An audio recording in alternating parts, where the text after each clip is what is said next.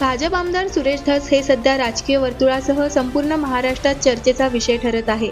त्यांनी बीडमधील मस्साजोगचे दिवंगत सरपंच संतोष देशमुख यांच्या हत्येचं प्रकरण उचलून धरत त्यात एकाहून एक अशी धक्कादायक माहिती समोर आणली आहे. इतक्या दिवस संतोष देशमुख हत्या प्रकरणावरून मंत्री आणि राष्ट्रवादी काँग्रेस शरदचंद्र पवार पक्षाचे नेते धनंजय मुंडे, वाल्मिक कराड यांच्यावर मोठे आरोप केले आहेत. त्यातच भाजप आमदार सुरेश धस यांनी आणखी एक धक्कादायक दावा केला आहे. बीड लोकसभा निवडणुकीत भाजपच्या पंकजा मुंडे यांचा धक्कादायक पराभव झाला होता.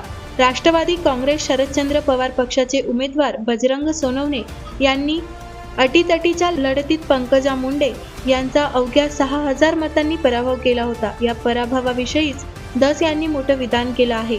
हा पराभव धनंजय मुंडे यांच्यामुळेच झाला असा गौप्यस्फोट सुरेश धस यांनी करत महाराष्ट्राच्या राजकारणात खळबळ उडवून दिली आहे.